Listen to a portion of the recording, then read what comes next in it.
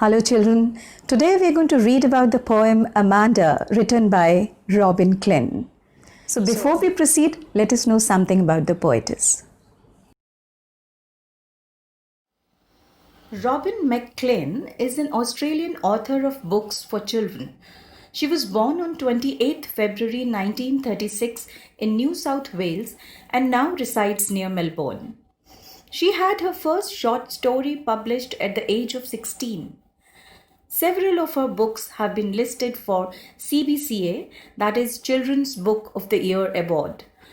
Hating Alison Ashley, Halfway Across the Galaxy, Turn Left, and Boss of the Pool are some of her famous writings. Every child feels that he is controlled and instructed not to do one thing or another. The child feels that his freedom is being curtailed. In this poem, Robin Klin expresses the views of a small girl, Amanda, about liberty in life.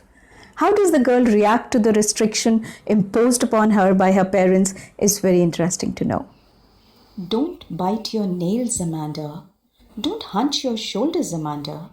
Stop that slouching and sit up straight, Amanda. Here, Amanda, a little girl, is pointed out by her mother for biting nails, which is a bad habit. Next, she is asked to sit straight without bending her shoulders. Amanda, who has habit of bending her shoulders and sitting lazily, is being pointed out because her mother wants her to sit in the right posture. There is a languid emerald sea, where the sole inhabitant is me, a mermaid drifting blissfully. At this point of time, when she is being scolded by her mother, she imagines herself to be in a deep green sea. She says that she wants to be the only resident of this beautiful green sea. She imagines herself like a mermaid who's alone there and leads her life in a very relaxing way. She says that she wants to be carried away by the current of water and feel the relaxing environment there. Did you finish your homework, Amanda? Did you tidy your room, Amanda? I thought I told you to clean your shoes, Amanda. Here, Amanda's mother is inquiring her whether she has done her homework, and then she asks her whether she has cleaned her room. Moreover, she is also reminded to clean her shoes. So here we can say that mother is constantly asking her questions regarding her homework being done or whether she had cleaned up her room and shoes. She seems to be fed up with the mother's queries and does not want to respond. I am an orphan roaming the street. I pat in soft dust with my hushed bare feet. The silence is golden, the freedom is sweet. But on the other hand, while Amanda is listening to her mother's instructions, she imagines herself to be an orphan who's roaming in the streets. This means that she imagines if she would have been without parents, she would have walked freely in the streets. She would have drawn designs on the soft dust with her uncovered feet very quietly. So we can say that she thinks opposite to her mother. Her mother wants her to keep everything neat and clean, but Amanda wants to play in dust with her bare feet. Moreover, she is so fed up of these constant instructions from her mother that she says silence is golden, which means that silence is very crucial and precious. She further says that freedom is sweet. This means she never feels free when she's with her mother. Don't eat that chocolate, Amanda. Remember your acne, Amanda?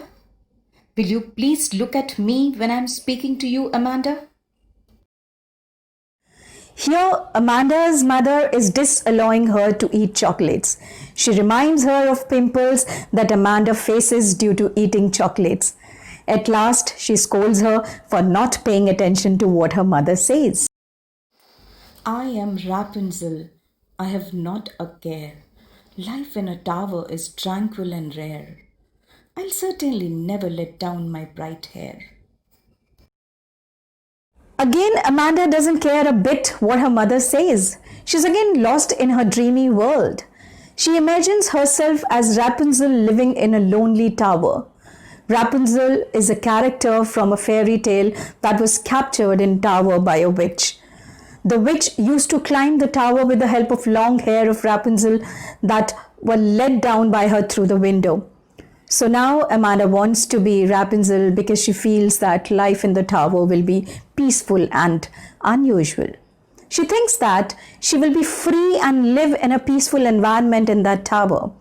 She also confirms to herself that she will never let her hair down to anyone so that nobody could come to her in the tower.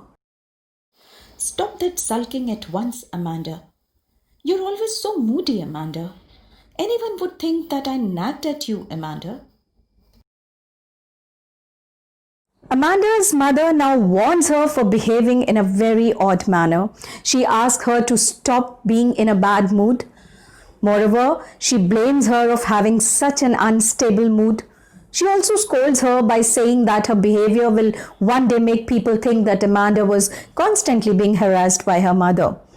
So here we can say that Amanda is always pointed out by her mother on every small thing, and she's so irritated at this point that she doesn't even want to react to this.